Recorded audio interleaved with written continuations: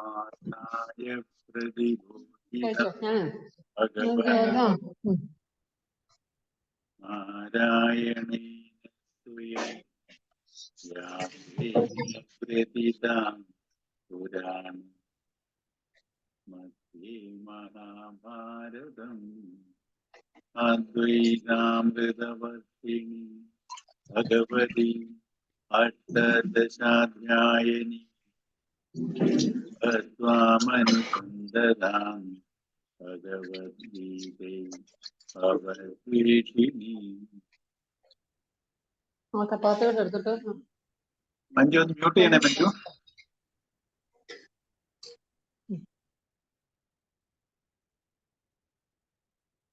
48ാമത്തെ ശ്ലോകം 47 വരെ ഇന്നലെ കഴിഞ്ഞു.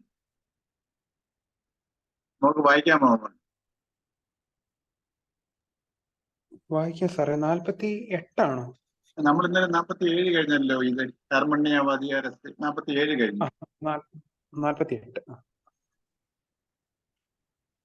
യോഗസ്ഥ കുരു കർമാണി സംഗം ത്യക്ത്വാ ധനഞ്ജയ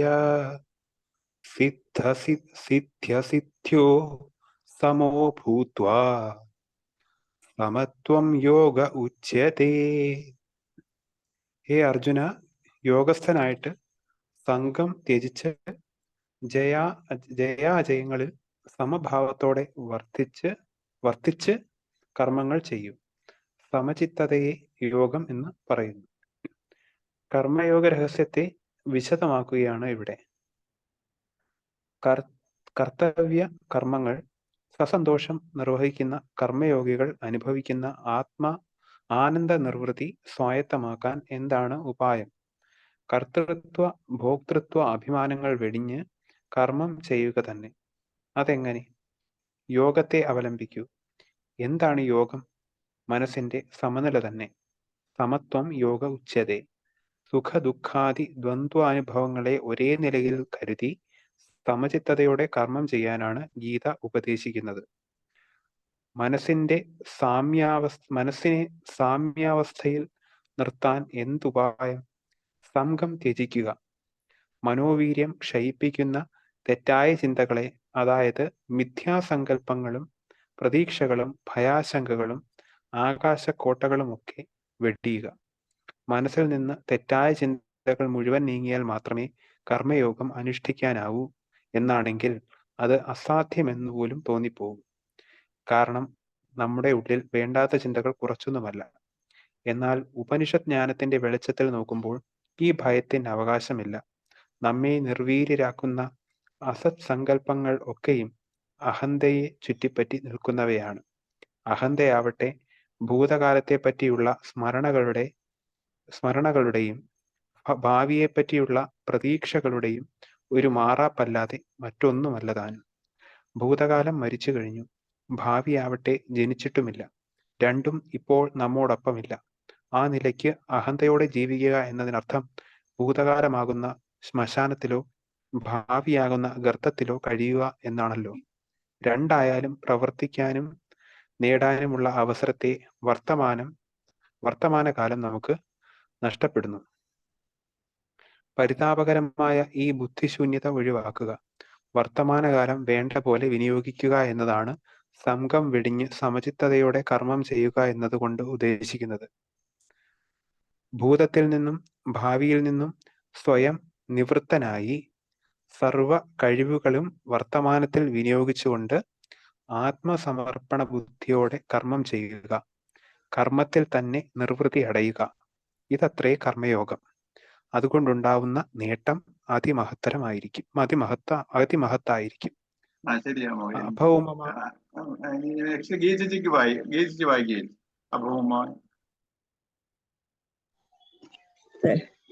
ഭൂതത്തിൽ നിന്നും ഭാവിയിൽ നിന്നും സ്വയം നിവൃത്തനായി സർവ കഴിവുകളും വർത്തമാനത്തിൽ വിനിയോഗിച്ചുകൊണ്ട് സമർപ്പണ ബുദ്ധിയാ കർമ്മം ചെയ്യുക.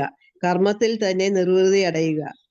ഇതത്രേ കർമ്മയോഗം. അതുകൊണ്ടുണ്ടാവുന്ന നേട്ടം അതിമഹത്തായിരിക്കും. അഭൗമമായ ആനന്ദാനുഭൂതിയിൽ സ്വയം മറന്ന് ജോലി ചെയ്യുന്ന ഒരു കലാകാരനെ നോക്കുക. കൈകാലികൾ പ്രവർത്തിക്കുന്നിടത്ത് മസ്തിഷ്കങ്ങൾ സസന്തോഷം ഒത്തുചേരുമ്പോൾ ഏത് പ്രവൃത്തിയും കലയായി മാറുന്നു. അങ്ങനെ തന്നെത്താൻ മറന്ന് കർമ്മം ചെയ്യുന്നതിനിടയിൽ മറ്റൊരാൾ നമ്മുടെ മുമ്പിൽ വന്ന് നിന്നാൽ പോലും നാം അറിയില്ല. കർമ്മത്തിൽ വിലീനമായ വ്യക്തിത്വം വീണ്ടും ഉരുത്തിരിഞ്ഞു വരാൻ ആഗതന്റെ സാന്നിധ്യം അറിഞ്ഞ് കുശലപ്രശ്നം ചെയ്യാൻ കുറച്ചു സമയം വേണ്ടി വരും. യോഗയുക്തനായി കർമ്മം ചെയ്യുമ്പോൾ സവ്യക്തിത്വം മറക്കാതെ വയ്യ. ഇങ്ങനെ തന്നെത്താൻ മറന്ന് കർമ്മത്തിൽ മുഴുകുന്ന യോഗിക്ക് കർമ്മഫലത്തെക്കുറിച്ച് ആകാംക്ഷയുണ്ടാവില്ല. കർമ്മത്തിന്റെ സിദ്ധിയും അസിദ്ധിയും നേട്ടവും കോട്ടവും ഭാവിയിൽ വരാനിരിക്കുന്നവയാണ്. അവയെക്കുറിച്ച് ആകാംക്ഷാഭരിതനാവുക എന്നതിനർത്ഥം വർത്തമാനകാലത്തെ വിട്ട് ഭാവിയിൽ ജീവിക്കാൻ ശ്രമിക്കുക എന്നാണല്ലോ. അത് ബുദ്ധിശൂന്യതയാണ്. വർത്തമാനകാലത്തെ ഓരോ നിമിഷവും ബുദ്ധിപൂർവം വിനിയോഗിക്കുമ്പോൾ ഉളവാകുന്ന ആനന്ദ നിർവൃതി അവാച്യമത്രേ. അതിനാൽ അഹങ്കാരം വെടിഞ്ഞ്, അല്ലെങ്കിൽ സംഘം ത്വക്ത്വ, നേട്ടമോ കോട്ടമോ എന്താണാവോ വരാൻ പോകുന്നത് എന്നൊന്നും ചിന്തിച്ച് വിഷമിക്കാതെ സിദ്ധ്യോ സമോ ഭൂത്വ മനസ്സിനെ യോഗാവസ്ഥയിൽ ഉറപ്പിച്ച് കർമ്മം ചെയ്യൂ. യോഗസ്ഥ കുരു കർമാണി എന്ന് ഭഗവാൻ അർജുനനെ ഉപദേശിക്കുന്നു. സമചിത്തതയോടെ കർമ്മം ചെയ്യുന്നതിനെ യോഗം എന്ന് പറയുന്നു. സമത്വം യോഗ ഉച്യതേ. ഈ കഴിഞ്ഞ ശ്ലോകത്തിന്റെ കണ്ടിന്യൂഷൻ തന്നെയാണ് ഇതും പറയുന്നത്. ഹേ അർജുന, യോഗസ്ഥനായിട്ട് സംഘം ത്യജിച്ച് ജയാജയങ്ങളിൽ സമഭാവത്തോട് വർദ്ധിച്ച് കർമ്മങ്ങൾ ചെയ്യൂ. സമചിത്തതയെ യോഗം എന്ന് പറയുന്നു. നമ്മൾ നേരത്തെ പറഞ്ഞ അതേ തത്വം തന്നെയാണ് ഇതോടെ ക്ലിയർ ആയിട്ട് പറയുന്നതേ ഉള്ളൂ. നമ്മൾ പറഞ്ഞ കഴിഞ്ഞ പ്രാവശ്യം പറഞ്ഞിട്ട് നമ്മുടെ ഇപ്പോൾ ചെയ്യുന്നുണ്ട് പ്രവൃത്തി വെച്ചാല് നമ്മള് പാസ്റ്റിനെ കുറിച്ച് ആലോചിച്ച് ദുഃഖിക്കുകയും കൂടുതലായിട്ട് ഭാവിയെ കുറിച്ചുള്ള ആങ്സൈറ്റിയാണ്, ഉത്കണ്ഠയാണ്. എങ്ങനെ ഈ രണ്ട് വികാരത്തിലാണ് നമ്മളിപ്പം ഈ വർത്തമാനത്തിലിരിക്കുന്നത്. അപ്പൊ നമ്മുടെ പ്രവൃത്തി ചെയ്തുകൊണ്ടിരിക്കുന്ന സമയത്തെല്ലാം ദുഃഖത്തെക്കാളേറെ നമുക്ക് ഭയമായിരിക്കും. ചില ഇതിങ്ങനെ എന്തുവായി തീരും എന്നുള്ള ഏതും നമ്മൾ ഇപ്പോഴത്തെ ചെയ്തുകൊണ്ടിരിക്കുമ്പോൾ എന്തുവായി തീരും എന്നുള്ള ഒരു ഭയമാണ് എപ്പോഴും നമ്മുടെ മനസ്സിൽ കിടക്കുന്നത്. അപ്പൊ നമുക്ക് ഈ പ്രസന്റിലോട്ട് നമുക്ക് ഫുൾ കോൺട്രിബ്യൂഷൻ ചെയ്യാൻ പറ്റത്തില്ല. ഈ ഒരു നമ്മുടെ കഴിഞ്ഞ ശ്ലോകത്തിൽ പറഞ്ഞ അതേ കാര്യം തന്നെയാണ് ഇവിടെ പറയുന്നത്. അതിനെയാണ് സമചിത്തതയാണ് യോഗം. യോഗം എന്ന് പറഞ്ഞാൽ സമർപ്പണ ബുദ്ധിയാണ്. നേരത്തെ പറഞ്ഞല്ലോ, നമ്മള് ഈ പൂജാതി കർമ്മങ്ങളിൽ എങ്ങനെയാ ചെയ്യുന്നത്? കാര്യസിദ്ധിക്കായിട്ട് നമ്മൾ ഓരോ ആഗ്രഹ നിവൃത്തിക്കായിട്ട് പൂജകൾ ചെയ്യുന്നുണ്ട്. അതെങ്ങനെയാ ചെയ്യുന്നത്? നമ്മളല്ലല്ലോ പൂജ ചെയ്യുന്നത്, നമ്മൾ അമ്പലത്തിൽ കൊടുത്ത് പൂജ ചെയ്യിക്കുകയില്ലേ. അവിടെ സങ്കല്പമാണ്. അവിടെ ഈശ്വര സങ്കല്പത്തിലോട്ട് അർച്ചന ചെയ്യുക. ഇത് തന്നെ നമ്മുടെ പ്രവൃത്തിയിൽ ചെയ്യണമെന്ന് കൃഷ്ണൻ പറയുക. നമ്മളിങ്ങനെ അമ്പലത്തിൽ പോയി പൂജ ചെയ്ത് ആഗ്രഹ നിവൃത്തി അല്ല വരുത്തേണ്ടത്. നമ്മുടെ ഈ പൂജയിൽ ചെയ്യുന്ന ആ പ്രിൻസിപ്പിൾ ഉണ്ടല്ലോ, നമ്മള് എല്ലാം സമർപ്പിച്ച് ആ ദൈവത്തിൽ സമർപ്പിച്ച് അത് വിജയം വരിക്കണം എന്നുള്ളതല്ല. എല്ലാം ദൈവത്തിൽ സമർപ്പിച്ച് സങ്കല്പിച്ച് അതിനോട്ട് സമർപ്പിച്ച് ചെയ്യുകയാണ്. അപ്പം അത് അങ്ങനെയുള്ളിടത്തേ വിജയം വരത്തുള്ളൂ. അല്ലാതെ ഞാൻ ചെയ്യുന്നു അഹന്താ മമതയിലാണോ അവിടെ പൂജ ചെയ്യുന്നത്? ആ പൂജയുടെ പ്രിൻസിപ്പിൾ അങ്ങനെയാണോ? എല്ലാം നമ്മൾ സമർപ്പിക്കുക, അർപ്പണഭാവത്തോട് ചെയ്യുകയാണ് ആ പൂജ. അതേ പ്രിൻസിപ്പിള് നമ്മുടെ കർമ്മത്തെ ചെയ്താൽ മതി. നമ്മൾ ഈ അഹന്താ മമതയിൽ ഇരിക്കാതെ നമ്മുടെ ഈ സമചിത്തതയിൽ, ദുഃഖം വരുമ്പോൾ അങ്ങോട്ട് ആഴ്ന്നു പോകാതെയും സന്തോഷം വരുമ്പോൾ അങ്ങോട്ട് നെകളിക്കാതെയും നമ്മൾ ഇതിനെ ബാലൻസ് ചെയ്ത്, നമ്മൾക്ക് സുഖം വന്നാലും ദുഃഖം വന്നാലും നമുക്ക് സുഖമുണ്ട് ദുഃഖമുണ്ട്, പക്ഷെ അതിന്റെ ആധിക്യത്തിൽ പോകാതെ നമ്മൾ വിവേകത്തിൽ പ്രവർത്തിച്ചു കൊണ്ടിരുന്നാൽ നമുക്ക് അതിനെ പറഞ്ഞ യോഗം എന്ന് പറയുന്നത്. ആ യോഗം എന്ന് പറയുന്നത് എന്തുവാ? യോജിപ്പിക്കുക. ഏതുമായിട്ട് യോജിപ്പിക്കുക? നമ്മുടെ മനസ്സിനെ സമർപ്പിക്കുക. നമ്മളിലുള്ള ചൈതന്യമുണ്ട്, ആ ചൈതന്യത്തോട് സമർപ്പണ ബുദ്ധിയാ നമ്മൾ ചെയ്യുന്നു. ആ ചൈതന്യത്തോട് സമർപ്പിക്കുക. ആ ചൈതന്യത്തിന്റെ ഗുണങ്ങളാണ് ധാർമ്മിക വാല്യൂസ്. ധർമ്മത്തിന്റെ വാല്യൂസ് ഉണ്ട്. അങ്ങനെ നമ്മൾ കർമ്മം ചെയ്യാവും. പൂജ ചെയ്യുന്ന അങ്ങനെ. അതേപോലെ നമ്മൾ ഇത് നമ്മുടെ കർമ്മങ്ങൾ ഓരോ പൂജയുടെ കൂട്ടമാണ്. നമ്മൾ സമർപ്പിച്ചുകൊണ്ട് വേണം ചെയ്യേണ്ടത്, അഹന്താ മമതയിൽ ചെയ്യാതെ. ഇതാണ് സമചിത്തത നേടിത്തരുന്നത് നമുക്ക്. ഈ രീതിയിൽ നമ്മൾ ഓരോ കർമ്മങ്ങളും ചെയ്യുമ്പോൾ അത് സമചിത്തത, അത് യോഗമാണ്, കർമ്മയോഗമാണ്. അവിടെ നമ്മൾ കർമ്മമല്ല ചെയ്യുന്നത്. ഇങ്ങനെ ചെയ്യുന്നതുകൊണ്ടുള്ള ഗുണം എന്താ? നമുക്ക് നമ്മുടെ ഉള്ള വാസനകളെ ക്ഷയിക്കുകയും ചെയ്യും, പുതിയായിട്ട് വാസനകൾ വരുത്തതുമില്ല, ഉണ്ടാവത്തതുമില്ല. അതേ സമയത്ത് നമ്മൾ ഈ കർമ്മയോഗത്തിലല്ല വെച്ചാല് സമർപ്പണ ബുദ്ധിയാ ഞാൻ കർമ്മം ചെയ്യുന്നില്ല. എന്റെ സ്വധർമ്മത്തിൽ എന്റെ വാസനയിലുള്ള എന്റെ ഇഷ്ടാനിഷ്ട കർമ്മങ്ങൾ ഞാൻ സമർപ്പണ ബുദ്ധിയാ ചെയ്യുന്നില്ലെങ്കിൽ, ഞാൻ എന്റെ വാസനകളാ ചെയ്യുന്നെങ്കിൽ, വെച്ചാല് എനിക്ക് ഇഷ്ടമുള്ളത് ഞാൻ ഇതേ ചെയ്തു, ഇഷ്ടമില്ലാതെ ചെയ്യത്തില്ല, ഞാൻ ഈ ഒരു ആറ്റിറ്റ്യൂഡിലാണ് ചെയ്യുന്നതെങ്കിൽ ഞാൻ തിരിച്ചും കർമ്മഫലം ഉണ്ടാക്കുക. ഈ കർമ്മഫലം ഞാൻ ഈ അഹന്താ മമതയിൽ ഉണ്ടാക്കുന്ന കർമ്മഫലം നെഗറ്റീവ് റിസൾട്ട്സ് ആണ്. നമ്മൾ വിചാരിക്കും അത് പോസിറ്റീവ്, നമ്മൾ ഏതോ നേടിയെങ്കിലും അത് എനിക്കത് ദുരിതമായിട്ടാണ് പറയുന്നത്. കാരണം ഞാൻ എന്തോ ഒരു കർമ്മം എന്റെ വാസനയെ ചെയ്യാന്ന് പറഞ്ഞാൽ ഞാൻ ഒരു അധർമ്മത്തിലാ ചെയ്യുന്നത്. ഈ അധർമ്മത്തിൽ കൂടെ ഉണ്ടാവുന്ന കർമ്മം ചെയ്യുമ്പോഴേ, അധർമ്മം എന്ന് പറഞ്ഞാൽ എന്താ? അധർമ്മം എന്ന് പറയും ധർമ്മവും അധർമ്മവും. നമ്മൾ അതുകൊണ്ട് ഇത് ഓരോ കാര്യങ്ങളും നമ്മൾ പഠിക്കുമ്പോൾ സൂക്ഷിക്കണം. നമ്മൾ അധർമ്മത്തിലായിരുന്നു അയ്യോ ഞാൻ എന്റെ കാര്യം ഇതല്ലേ ചെയ്തു, ഞാൻ അധർമ്മമാണോ? ഈ അധർമ്മം എന്ന് പറഞ്ഞാൽ ഞാൻ പരമാത്മ ചൈതന്യത്തെ മുൻനിർത്തിയല്ല ചെയ്തേക്കുന്നത്, അഹന്താ മമതയിലാണ് ചെയ്തേക്കുന്നത്. എനിക്ക് എന്റെ ഈ ഒരു ആസ്പെക്റ്റിലാണ് നമ്മൾ ഒരു കർമ്മം ചെയ്യുന്നതെങ്കിൽ അത് അധർമ്മമാണ്. അപ്പം ഈ അധർമ്മത്തിൽ നിന്ന് ഞാൻ കർമ്മം ചെയ്യുമ്പോൾ ഉണ്ടാവുന്ന കർമ്മഫലവും ആ കർമ്മഫലം എനിക്ക് ദുരിതമായിട്ട് ഭാവിയിൽ വരത്തുള്ളൂ. അപ്പം ഞാനിപ്പോ എന്റെ സ്വധർമ്മത്തില് എന്റെ ചില ആഗ്രഹങ്ങളുണ്ട്. ആ ആഗ്രഹങ്ങളെ എനിക്ക് രണ്ട് വിധത്തിൽ ചെയ്യാം. ഒന്ന് ധർമ്മത്തിന്റെ വഴിയിൽ ചെയ്യാം, അതേ ആഗ്രഹങ്ങൾ എനിക്ക് അധർമ്മത്തിന്റെ വഴിയിലും ചെയ്യാം. ഈ അധർമ്മത്തിന്റെ വഴിയില് അഹന്താ മമത, എനിക്ക് ഞാൻ എന്റെ ഫാമിലി, എന്റെ കുടുംബം, എന്റെ മക്കള്, ആ രീതി മാത്രം കണ്ടുകൊണ്ട് ചെയ്യാം. പക്ഷെ അതിനെ നമ്മളൊരു ബ്രോഡർ വ്യൂവിലേക്ക് എപ്പോഴും കാണാൻ പഠിക്കണം. നമ്മൾ ആ ഒരു സ്വാർത്ഥത വിടണം. അത് ഏത് കാര്യത്തിലും പറഞ്ഞല്ലോ, ഞാൻ ഓരോ നിസ്സാര കാര്യത്തിൽ പോലും ഒരു സ്വാർത്ഥതയുണ്ട് അതിനകത്ത്. നമ്മളത് മൈന്യൂട്ടായിട്ട് ചിന്തിച്ചാൽ മനസ്സിലാവും.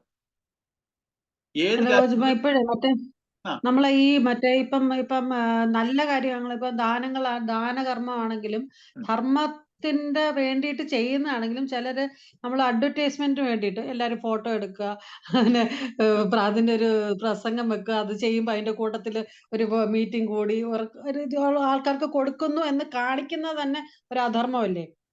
നമ്മള് ഈ നമ്മൾ ആരും അറിയാതെ നമ്മളിപ്പോ ഒരു ദാനം ചെയ്യുന്നത് നമ്മുടെ ഒരു കൺസെപ്റ്റ് ഉണ്ട്. അയ്യോ നമുക്ക് നല്ലതാണ്, പുണ്യപ്രവൃത്തിയാണ്, ദാനം ചെയ്യണം, ദാനം ചെയ്യാൻ വേണ്ടി ദാനം ചെയ്യുക.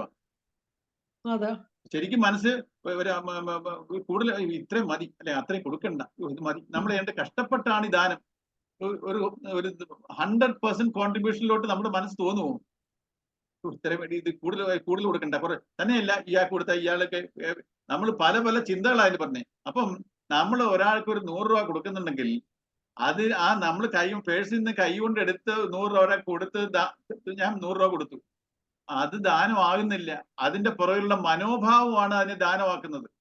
അത് ഞാൻ ഒരു നിഷ്കാമമായിട്ട് വെച്ചാല് നമ്മൾ ഒരാളെ സഹായിക്കുമ്പോഴേ നമ്മുടെ പ്രതീക്ഷ എന്താ? ഞാൻ ഒരാളെ ഒരു 10 രൂപ കൊടുത്ത് അല്ലെങ്കിൽ 100 രൂപ കൊടുത്ത് സഹായിച്ചു, അയാള് തിരിച്ച് എന്നോട് നന്ദിയുള്ളവനായിരിക്കണം. എന്നെ കാണുമ്പോൾ നമ്മൾ പ്രതീക്ഷകളുണ്ട്.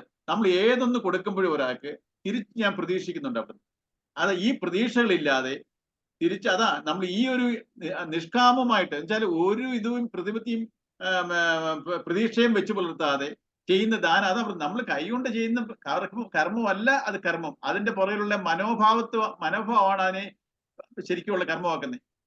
ഈ ഒരു ആസ്പെക്ട് അതിനകത്ത് വരുന്നത്. നമ്മൾ ദാനം കൊടുക്കുന്ന ഓരോ കാര്യങ്ങൾ ചെയ്യുന്നതെല്ലാം അഹന്താമന്തയില്ല. എനിക്ക് പുണ്യം കൂട്ടാൻ വേണ്ടി ഞാൻ ദാനം ചെയ്താൽ അതൊക്കെ ദാനമാവുന്നില്ല. അഹന്താ മമത വിട്ട് ചെയ്യുന്ന അത് നമ്മൾ തന്നെ അവനവനെ നമുക്ക് വേറെ ആളെ ക്രിട്ടിസൈസ് ചെയ്യാൻ പറ്റത്തില്ല. ഞാൻ ഇതിനെ ഉൾക്കൊണ്ട് ഇതിന്റെ ഈ പറയുന്ന സ്പിരിറ്റിനെ ട്രൂ ആയിട്ട് ഉൾക്കൊണ്ട് ഞാൻ പ്രവർത്തിച്ചാൽ അത് എനിക്ക് തന്നെ ഗുണം. അല്ലാതെ നമ്മളൊരു ആചാരമായിട്ട് ഇതൊക്കെ ചെയ്യണം എന്നാലേ ഉള്ളൂ എനിക്ക് പുണ്യം വരുന്നത്, അങ്ങനെ ഞാൻ പേരിന് വേണ്ടി ചെയ്തിട്ട് ഒരു കാര്യവും ഇല്ല. ഞാൻ ഇത് മാനസികമായിട്ട് എനിക്ക് ആ ഒരു പരിവർത്തനം ഉണ്ടാവണം. അല്ലാതെ ബൈ കമ്പൽഷനിലോ ബൈ പ്രഷറിലോ ചെയ്ത് കഴിഞ്ഞാൽ എനിക്കതിന്റെ റിവേഴ്സ് എഫക്റ്റ് ആ കർമ്മഫലം ഉണ്ടാവുന്നേ. ഇതെന്നെ ഞാൻ അപ്പൊ നമ്മൾ വിചാരിക്കും ഞാൻ എന്തെല്ലാം ചെയ്തു, എനിക്ക് പിന്നെയും ഇങ്ങനെയാണല്ലോ വരുന്നത്. ചെയ്ത ഏത് മനോഭാവമായിരുന്നു നമ്മൾ ചിന്തിച്ചു നോക്കണം. നമുക്കെല്ലാം പക്ഷെ ഇതെല്ലാം കർമ്മഫലത്തിലും കൂടെ അധിഷ്ഠിതമാ. നമ്മൾ എന്തോ ചെയ്താലും നമ്മുടെ കർമ്മഫലം കൂടെ റിഫ്ലക്റ്റ് ആവും.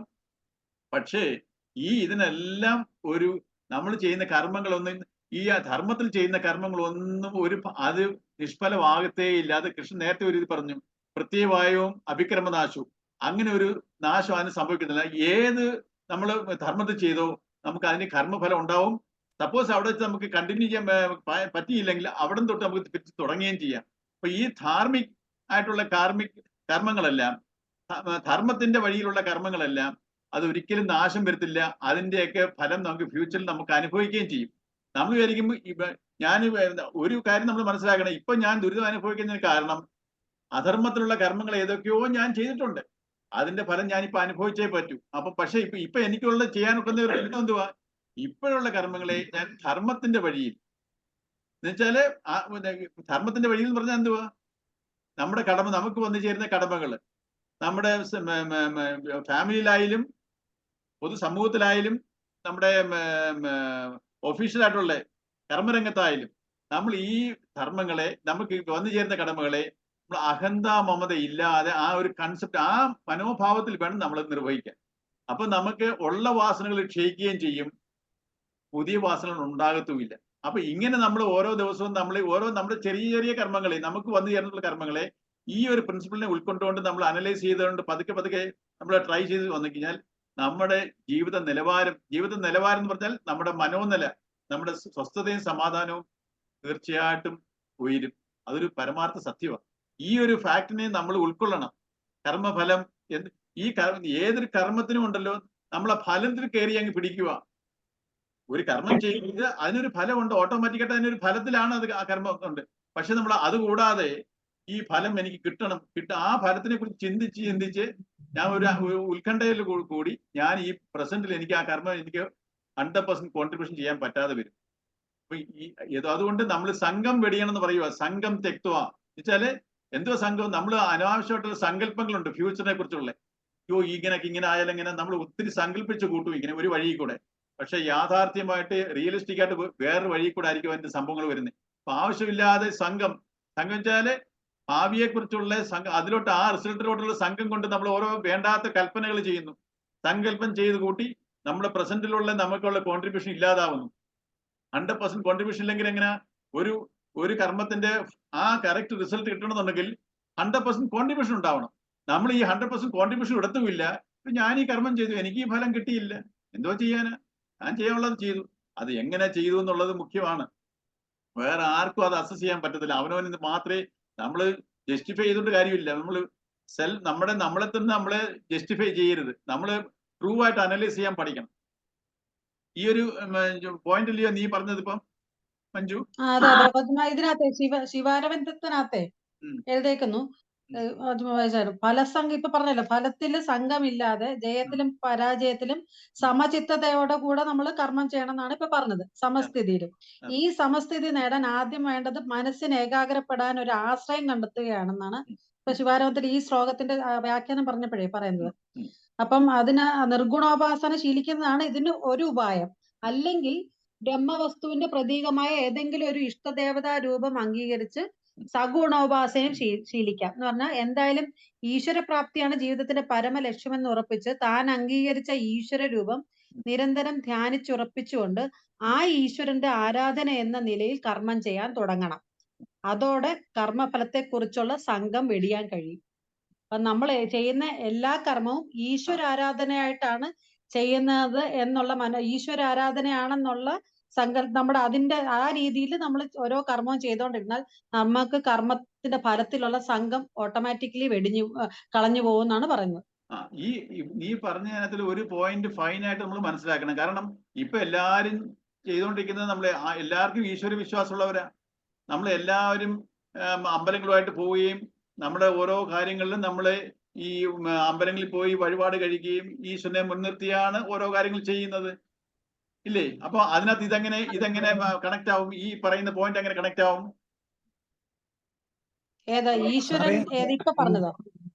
എല്ലാ കർമ്മവും നമ്മൾ ചെയ്യുന്ന എല്ലാ കർമ്മവും ഈശ്വരനുള്ള ഒരു ആരാധനയായിട്ട് സങ്കല്പിച്ചുകൊണ്ട് വേണം ചെയ്യാൻ. അല്ലാതെ നമ്മുടെ ഫലത്തിലല്ലായിരിക്കണം, ഈശ്വര ആരാധന എന്ന രീതിയിൽ വേണം കർമ്മം ചെയ്യാൻ എന്നാണ്. ഇപ്പൊ നമ്മളെന്തോ ചെയ്യുന്നേ?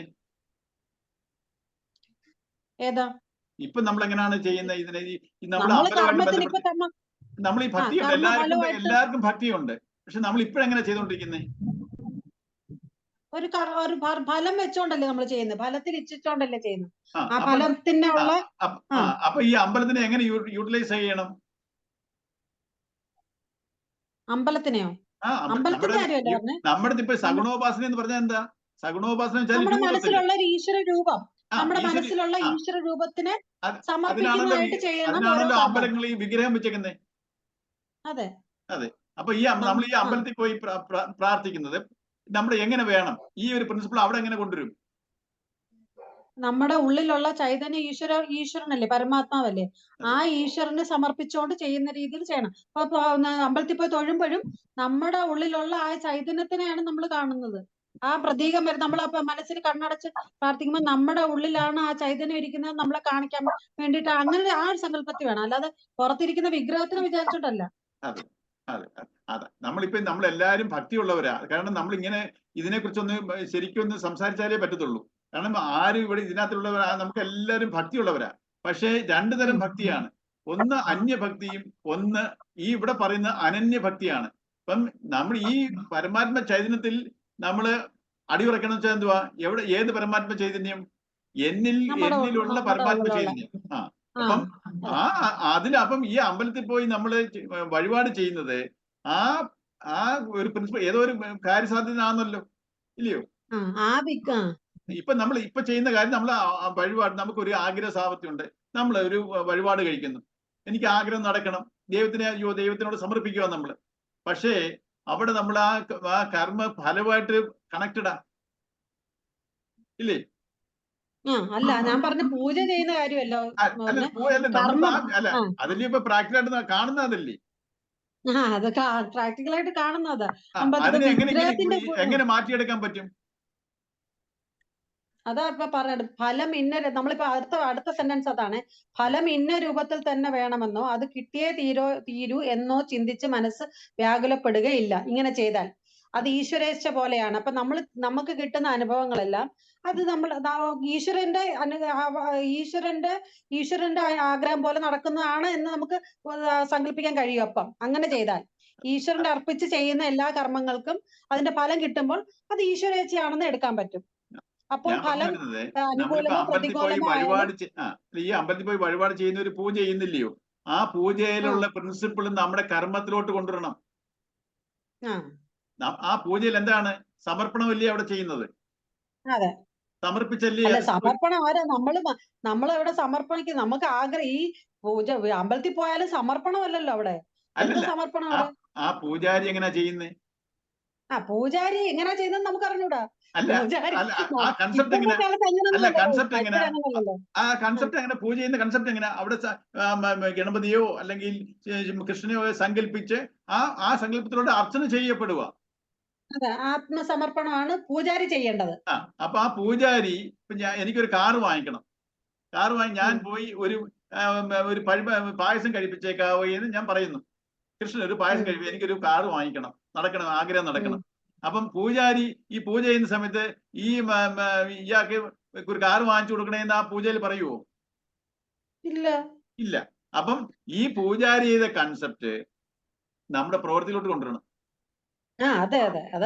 പൂജാരി എന്താ അവിടെ ചെയ്ത്? ഈ ഒരു അർച്ചന സമർപ്പണം ചെയ്ത് ആ പൂജ ചെയ്തു. അപ്പം ഇതേപോലെ തന്നെ എന്റെ കർമ്മത്തിലോട്ട് കൊണ്ടുവന്ന ആ ആസ്പെക്ട് എന്റെ കർമ്മത്തിലോട്ട് കൊണ്ടു, യജ്ഞഭാവന അതേ പ്രിൻസിപ്പിള് എന്റെ കർമ്മത്തിലോട്ട് കൊണ്ടുവരണം. അത് ഈ കാർ വാങ്ങിച്ചിട്ടുണ്ടല്ല, നമ്മുടെ ഏത് കർമ്മവും അതാ പറഞ്ഞ ഈ കർമ്മത്തിനെ അഹന്ത മമതയില്ലാതെ എന്നുവെച്ചാല് എന്റെ ആ രീതിയിൽ ഒരു കർമ്മങ്ങളും നമ്മള് റിസൾട്ടിലോട്ട് വെക്കരുത്. ഒരു കർമ്മം വാങ്ങിക്കുന്നത് ഓക്കെ, അത് ആ ഒരു ആസ്പെക്ട് നമുക്ക് അവരവരായി ഇത് ചിന്തിച്ച് ഡിസൈഡ് ചെയ്യണ്ടേ. എന്റെ ഓരോ കർമ്മങ്ങളും ധർമ്മമാണോ അധർമ്മമാണോ എന്നുള്ളത്. അന്ന് ഞാൻ പറഞ്ഞല്ലോ, നമ്മൾ ഏതൊരു ചെറിയ ഒരു രാവിലെ കാപ്പി ഉണ്ടാക്കും, ദോശ ചുടുന്നു, അതും പറഞ്ഞു ഇതുപോലെ ഓരോ ചെറിയ കർമ്മത്തിലും ഉണ്ട് ധർമ്മത്തിന്റെയും അധർമ്മത്തിന്റെയും ആസ്പെക്ട്. അഹന്ത മമത ഇല്ലാതെ 17ാമത്തെ ചാപ്റ്ററിലെ 17ാമത്തെ ചാപ്റ്ററിലെ ഈ ധർമ്മങ്ങൾ, ഈ ദാനങ്ങൾ 3 തരത്തില് കൊടുത്തിട്ടുണ്ടല്ലോ. സാത്വിക ദാനവും രാജസിക ദാനവും താമസ ദാനവും. അത് വായിച്ചാൽ കുറച്ചുകൂടെ ക്ലാരിറ്റി വരുമെന്ന് തോന്നുന്നു. 17ാമത്തെ ചാപ്റ്ററിൽ എല്ലാം ക്ലാരിറ്റി ഓരോ ചാപ്റ്റർ പോകുമ്പോ ഈ പറയുന്നതെല്ലാം ക്ലാരിറ്റി. ഞാനൊന്ന് വായിക്കാം, ഞാനത് എടുത്തു വെച്ചിട്ടുണ്ട്, ഒന്ന് വായിക്കാം. സാത്വിക ദാനത്തെ പറ്റി ഇത് കൊടുക്കേണ്ട സാത്വിക ദാനത്തെ പറ്റിയാണ്.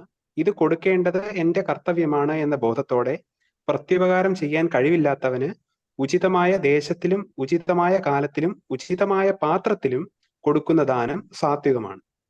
ഇത് കൊടുക്കേണ്ടത് എന്റെ കർത്തവ്യമാണ് എന്ന ബോധത്തോടെ പ്രത്യുപകാരം ചെയ്യാൻ കഴിവില്ലാത്തവന് ഉചിതമായ ദേശത്തിലും ഉചിതമായ കാലത്തിലും ഉചിതമായ പാത്രത്തിലും കൊടുക്കുന്ന ദാനം സാത്വികമാണ്.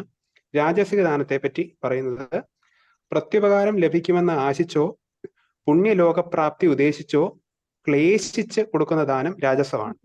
പ്രത്യുപകാരം ലഭിക്കുമെന്ന് ആശിച്ചോ പുണ്യലോകപ്രാപ്തി ഉദ്ദേശിച്ചോ ക്ലേശിച്ചു കൊടുക്കുന്ന ദാനം രാജസമാണ്. ഇനി താമസദാനത്തെ പറ്റി പറയുന്നത്, ആവശ്യമില്ലാത്തടത്തും അനുചിതമായ കാലത്തും അനർഹന്മാർക്ക് ബഹുമാനമില്ലാതെയും പുച്ഛിച്ചും കൊടുക്കുന്ന ദാനം താമസമാകും. ആവശ്യമില്ലാത്തടത്തും അനുചിതമായ കാലത്തും അനർഹന്മാർക്ക്, അർഹതയില്ലാത്തവർക്ക് ബഹുമാനം ഇല്ലാതെ പുച്ഛിച്ചും കൊടുക്കുന്ന ദാനം താമസമാകുന്നു. അതെ, ഇതെല്ലാം ദാനമാണ്. പക്ഷെ ഇതിന്റെ അല്ലെ, എല്ലാം ദാനത്തിൽ പെടുന്നതാണ്. പക്ഷെ അതിന്റെ എല്ലാം നമ്മുടെ മനസ്സിന്റെ ഇതും മനോഭാവവും ഒക്കെ അനുസരിച്ചിരിക്കും അതിന്റെ. ഇതാണ് നമ്മൾ ധർമ്മവും അധർമ്മവും നമ്മൾ വിവേചിച്ചറിയാൻ പഠിക്കണം. ഏറ്റവും ഇതിന്റെ ബേസിക് കൺസെപ്റ്റ് പറഞ്ഞ ഏതൊരു കർമ്മവും ധാർമ്മിക് വാല്യൂസിലായിരിക്കണം. അല്ലാതെ അധാർമിക് വാല്യൂസിലാണെങ്കിൽ അതാണ് രാജസവും താമസവും ഈ അധാർമിക് വേയിലാണ്. ഈ സാത്വിക ഗുണത്തിനെ പൊല്യൂട്ടാക്കുന്നത് രജോ ഗുണവും തമോ ഗുണവുമാണ് ഈ സത്യഗുണത്തിനെ പൊല്യൂട്ടാക്കുന്നത്. അപ്പം നമ്മളൊരു സാത്വികമായിട്ടുള്ള മനോഭാവത്തിൽ ചില ധാർമ്മിക് വേയിൽ വേണം അതിനെ ഏത് കർമ്മവും ചെയ്യാൻ. നമ്മുടെ ഓരോരുത്തർക്കും ഓരോ കർമ്മങ്ങളാണ് വരുന്നത്. ഓരോരുത്തർക്കും അവരവരുടെ കർമ്മ മേഖലകളും സ്വഭാവവും അതിനനുസരിച്ച് എനിക്ക് ഏതാണ് വന്നിരിക്കുന്നത് ആ കർമ്മത്തിനെ ഞാൻ ധാർമ്മിക് വേയിൽ ചെയ്യണം. അതാ ഈ ധാർമ്മിക് വേയിൽ ചെയ്യാന്നുള്ളത് നമ്മൾ അതിനെയുള്ള എക്സ്പ്ലനേഷൻ ആണ് ഇപ്പൊ ഈ കുറെ ശ്ലോകങ്ങളായിട്ട് പറഞ്ഞു വരുന്നത്.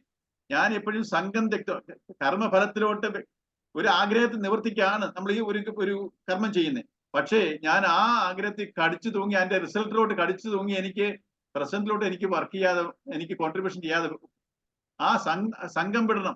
അനാവശ്യമായിട്ടുള്ള നമ്മൾ സങ്കല്പങ്ങൾ ഉണ്ടാക്കുന്നുണ്ട്.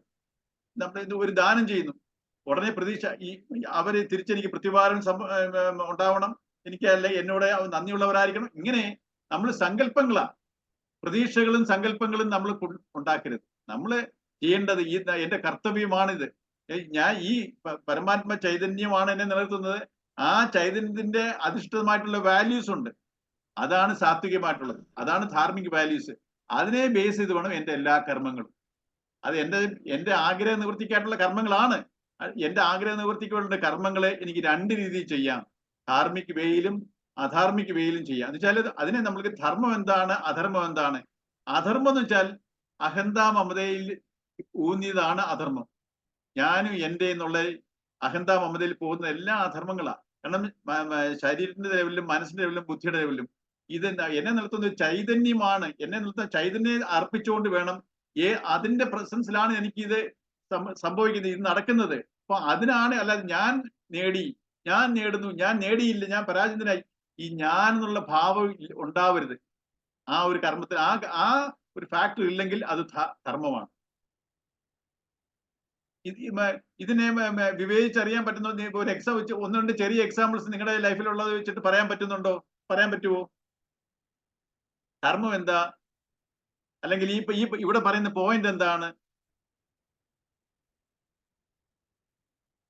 ഈ ശ്ലോകത്തിൽ പറഞ്ഞേക്കുന്ന ഒരു എക്സാമ്പിൾസ് വെച്ചിട്ട് എന്തെങ്കിലും പ്രീതുവിന് എന്തെങ്കിലും പറയാൻ പറ്റുന്നോ? ഈ ഇവിടെ പറയുന്ന നമുക്ക് എന്തെങ്കിലും നമ്മുടെ ഡെയിലി ലൈഫിലുള്ള ഒരു കർമ്മത്തിനെ പറയാൻ പറ്റുന്നുണ്ടോ?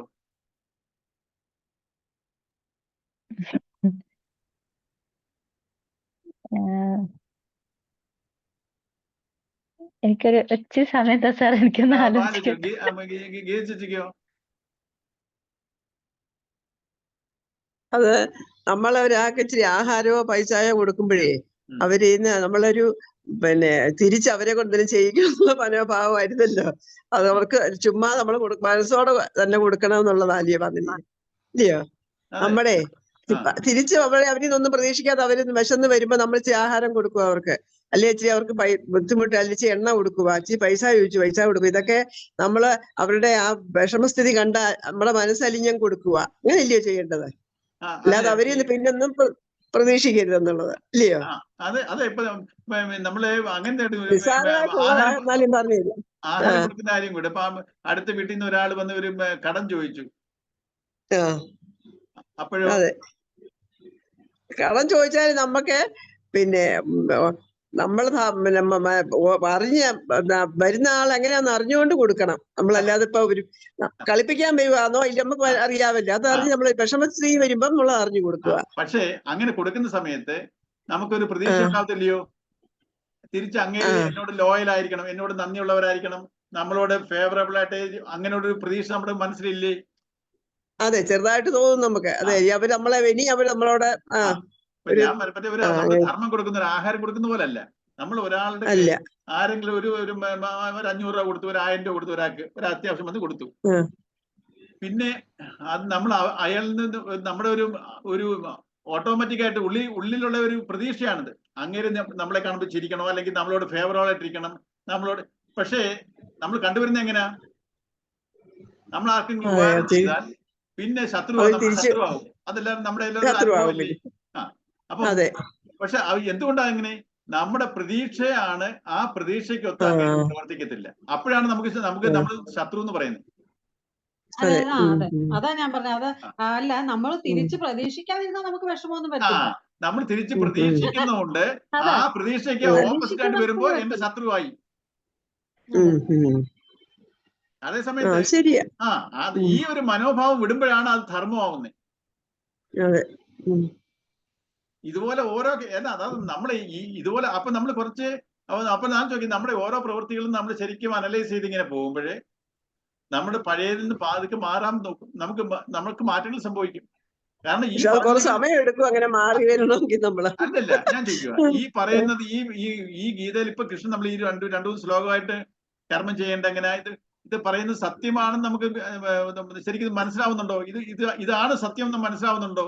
അതെ, ഇപ്പോഴേ നമുക്ക് മനസ്സിലാക്കാം. മറ്റേ നമ്മളും വിചാരിക്കാം നമ്മൾ കൊടുത്തില്ല പിന്നെന്താ, ഇങ്ങനത്തുള്ള ചിന്ത വരുമായിരുന്നു. പക്ഷെ ഇനിയിപ്പോ നമുക്ക് ഇങ്ങനെ ഇത് എളുപ്പം ചിന്തിക്കും, നമ്മൾ ഇത് ഓർക്കും. ഗീത പഠിച്ചില്ലെങ്കിൽ നമുക്ക് വേറൊരു ന്യായമായിരിക്കും തോന്നുന്നത്, ആയിരിക്കും വരുന്നത്. അതെ, അത് തീർച്ചയായിട്ടും അങ്ങനെയാ.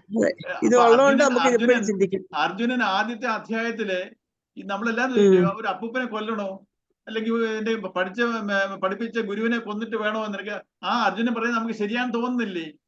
അല്ല, അന്ന് അർജുനൻ പറഞ്ഞ സത്യം എന്ന് തോന്നുമായിരുന്നു ആദ്യമൊക്കെ. അതേസമയത്ത് കൃഷ്ണൻ ഓരോ കാര്യങ്ങൾ പറഞ്ഞു വരുമ്പോഴോ പറഞ്ഞു വന്നപ്പോഴാ അതിന്റെ വ്യത്യാസം മനസ്സിലാകുന്നത്. അതെ, ഇപ്പോഴും ശരിക്കും വ്യക്തമാകുന്നുണ്ടല്ല. അതെ, ഈ സത്യങ്ങളെ നമ്മൾ ശരിക്കും ഈ പറയുന്ന ശ്ലോകത്തിൽ പറയുന്ന വ്യാഖ്യാനത്തിൽ പറയുന്നത്, അത് ചിന്മയാനന്ദ സ്വാമിയുടെ വ്യാഖ്യാനം വളരെ എലാബറേറ്റ് ആയിട്ടും വളരെ ക്ലിയർ ആയിട്ടും നമ്മളെ പറഞ്ഞ് മനസ്സിലാക്കുന്നുണ്ട്. ഇതിന്റെ ശരിക്കുള്ള വളരെ മൈന്യൂട്ടായിട്ടാണ് ഇത്, വളരെ പെരിഫറൽ, വെളിയിൽ നിന്ന് ചിന്തിച്ചാൽ നമുക്ക് വേറെ രീതിയിൽ തോന്നും. പക്ഷെ ഉള്ളിലോട്ട് ഈ സത്യങ്ങളെ മനസ്സിലാക്കുമ്പോൾ ഇതാണ് ശരി. നമുക്ക് ഇതുവരെ ഇത് അറിയത്തില്ലായിരുന്നു. നമ്മൾ വേറൊരു അതെന്താ വാസനകളാണ് നമ്മളെ നയിച്ചുകൊണ്ടിരിക്കുന്നത്. ഇത് വാസനകളുടെ രീതിയല്ല പറയുന്നേ, ഈ പാരമാർത്ഥികമായിട്ടുള്ള സത്യങ്ങളെയാണ്. മനസ്സിനെ അനലൈസ് ചെയ്ത് കാണിക്കുക, ഒരു സൈക്കോളജിക്കൽ അപ്രോച്ചാണ് ഇത്. ഇത് ശരിക്കും പറഞ്ഞാൽ ഒരു നമ്മുടെ ഈ അൾട്ടിമേറ്റ് ഇതിന്റെ യഥാർത്ഥ ലക്ഷ്യം എന്ന് പറഞ്ഞാൽ നമ്മുടെ ഈ ജീവിതത്തിൽ ഉണ്ടാകുന്ന ദുഃഖത്തിൽ നിന്നുള്ള മോചനത്തിനാണല്ലോ നമ്മൾ ഇതൊക്കെ പഠിക്കുന്നത്. അപ്പൊ നമ്മള് മനസ്സിലാക്കി ദുഃഖിക്കേണ്ട യാതൊരു കാര്യമില്ല എന്നുള്ളത് നമുക്ക് കുറച്ചുകൂടെ ഇങ്ങനെ നമുക്കല്ലേ ദുഃഖത്തിൽ ഇവിടെ ദുഃഖിക്കേണ്ട കാര്യമൊന്നും ഇല്ല എന്നുള്ളത് നമ്മൾ മനസ്സിലാക്കി തരുന്ന നമ്മുടെ ഇങ്ങനെയുള്ള ഓവറോൾ ഒരു ഔട്ട്ലുക്കിലോട്ട് വരുമ്പോൾ നമ്മുടെ ദുരിതങ്ങൾ കുറഞ്ഞു വരും. നമ്മൾ മറ്റേത് നാരോവായിട്ട് ചിന്തിച്ചുകൊണ്ട് പോകുമ്പോഴേ നമുക്ക് ഒത്തിരി പ്രശ്നങ്ങളായിട്ടാണ് വരുന്നത്. അതേസമയം ഒരു ബ്രോഡർ ഔട്ട്ലുക്കിലോട്ട് വരുമ്പോഴേ നമ്മൾ എല്ലാരെയും ഉൾക്കൊള്ളാൻ നോക്കും. മറ്റേതങ്ങനല്ല, എന്റെ ഇഷ്ടാനിഷ്ടങ്ങൾ വെച്ചിട്ടാണ് ഞാൻ ഓരോരുത്തരെയും കാണുന്നത്. നമ്മൾ മറ്റുള്ളവരുടെ രീതിയിലും ചിന്തിക്കാൻ പഠിക്കുന്നത്. നമ്മളെപ്പോഴും അവരവരുടെ അതുകൊണ്ടാണ് എന്റെ ശരി വേറൊരാൾക്ക് തെറ്റാണ്, അവരവരുടെ ശരിയാണ്. ഇവിടെ എല്ലാം ശരികളാണ്, പക്ഷെ ആ ശരികൾ എല്ലാം ധർമ്മമാകുന്നില്ല. അന്നൊരു കഥ പറഞ്ഞല്ലോ, എല്ലാ ശരികളും ധർമ്മമല്ല. നമ്മൾ ധർമ്മത്തിൽ അതാ പറയും, എന്നിൽ നിലനിൽക്കുന്ന ഒരു പാരമാർത്ഥിക സത്യത്തിനെ ഉൾക്കൊണ്ടുകൊണ്ട് വേണം എന്നെ നിലനിർത്തുന്ന ഒരു ചൈതന്യം, അതാണ് ധർമ്മം. അല്ലാതെ എന്റെ ശരീരമോ എന്റെ ശരീരമായിട്ട് ബന്ധപ്പെട്ട ബന്ധുക്കളോ എന്റെ വസ്തുക്കളോ അതിന്റെ മാത്രം കടമയല്ല എന്റെ പാരമാർത്ഥിക. പ്രിലിമിനറി ആയിട്ട് ഫസ്റ്റ് ആയിട്ട് നിൽക്കുന്നത് ഇതുമായിട്ട് ഈ ധാർമ്മിക് വാല്യൂസ് ആയിരിക്കണം. നെക്സ്റ്റ് ആണ് മറ്റുള്ളതെല്ലാം വരുന്നത്, സെക്കൻഡറി ആണത്. ഈ ഒരു ഔട്ട്ലുക്ക് എന്റെ വർക്ക്, എന്റെ കർമ്മത്തിലോട്ട് വന്നു കഴിഞ്ഞാൽ എനിക്ക് ബാലൻസ്ഡ് മൈൻഡ് വരും. നമ്മൾ എമോഷണൽസിലേക്ക് വികാരത്തിൽ ചെയ്യാൻ നോക്കത്തില്ല, ആ വികാരത്തിലോട്ട് പ്രവർത്തിക്കരുത്. ആ സമയത്ത് എന്തൊരു വികാരം വന്നാൽ, ദേഷ്യം വരുന്നു, വിഷമം വരുന്നു, സന്തോഷം വരുന്നു, പെട്ടെന്ന് നമ്മൾ പ്രവർത്തിക്കരുത്. അതിനെക്കുറിച്ച് ശരിക്കൊന്നും ആലോചിക്കണം. ഒരു നിമിഷം ചിന്തിച്ചിട്ട് വേണം. അതുകൊണ്ടല്ലേ പഴമക്കാര് പറഞ്ഞേ, ചിന്തിച്ച് വേണം പ്രവർത്തിക്കാൻ, എടുത്തുചാടി ചെയ്യരുതെന്നൊക്കെ പറയുന്നതിന്റെ ഒരു ഉൾക്കാമ്പിത. സമയം സമയം 2 മിനിറ്റേ ഉള്ളൂ. മഞ്ജുഷയ്ക്ക് എന്തോ തോന്നുന്നു?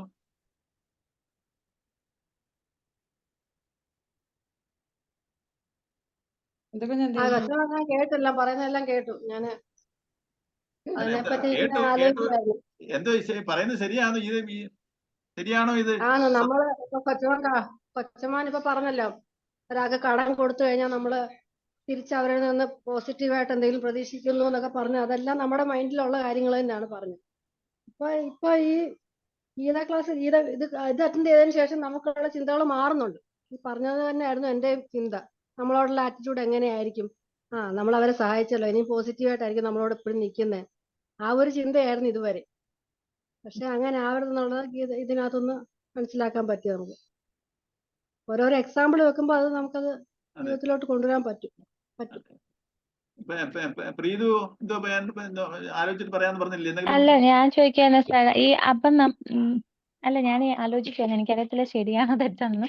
അപ്പൊ ഇവിടെ ഒരു ആന്റി പറഞ്ഞില്ലായിരുന്നു ഇങ്ങനെ എന്താ പുറത്തുനിന്ന് ഭക്ഷണം ഇങ്ങനെ ആരെങ്കിലും വരുന്ന, നമ്മൾ അറിയാത്ത ഒരാള്, അറിയുന്ന ആൾക്കാർക്ക് നമ്മളിങ്ങനെ കൊടുക്കുന്ന, അതിനെ പറ്റി പറഞ്ഞില്ല. ഇപ്പൊ അറിയാത്ത ഒരാളാണെങ്കിലോ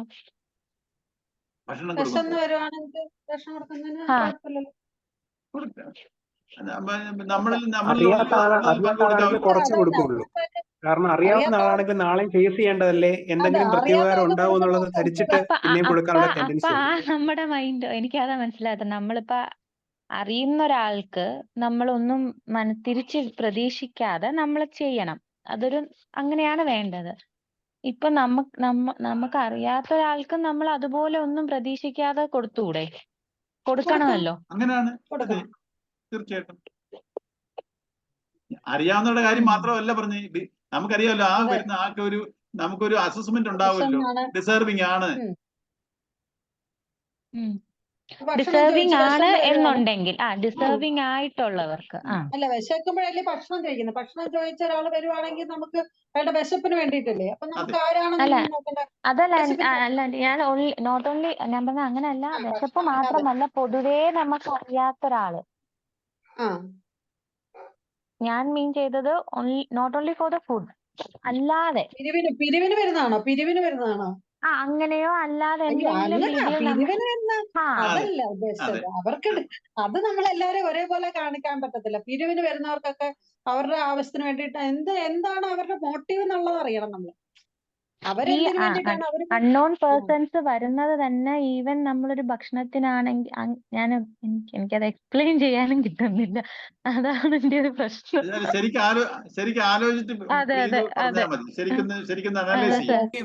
ഫുട്പാത്തിൽ കാണുന്ന ഒരാൾക്ക് നമ്മൾ 2 രൂപ 5 രൂപയൊക്കെ കൊടുക്കുള്ളൂ സാറേ. പക്ഷെ അതാണ് ഉദ്ദേശിച്ചത്. അങ്ങനെ നമുക്ക് ഒരു ഇതില്ലാത്ത അമ്മ ഒന്ന് പറഞ്ഞേ, കേക്കട്ടെ, അതാണോ? എനിക്കത് അറിയുന്നില്ല പറഞ്ഞത് പറയാൻ.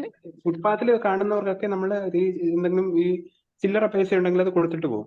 അതേസമയം നമ്മുടെ ഇപ്പോ കുറച്ചുകൂടി നമുക്ക് നാളെയും കാണേണ്ട ഒരു വ്യക്തി, അങ്ങനെ നാളെയും കാണേണ്ട ഒരാളാണ്, അങ്ങനെ തോന്നുന്ന ഒരാൾ സഹായമായിട്ട് വന്നു കഴിഞ്ഞാൽ നമ്മൾ കൂടുതൽ കൊടുക്കാനുള്ള ടെൻഡൻസി ഉണ്ടാവും. അപ്പൊ അവിടെ എന്ന് വെച്ചാൽ നമുക്ക് നാളെയും കാണേണ്ടതല്ലേ, നാളെ എന്തെങ്കിലും ബെനിഫിറ്റ് ഇയാളെ കൊണ്ട് ഉണ്ടായാലോ എന്നുള്ള ഒരു ഇതിൽ നമ്മൾ കൂടുതൽ പൈസ കൊടുക്കാൻ നമുക്ക് ടെൻഡൻസി ഉണ്ടാവും. ഉണ്ടോന്ന് ആലോചന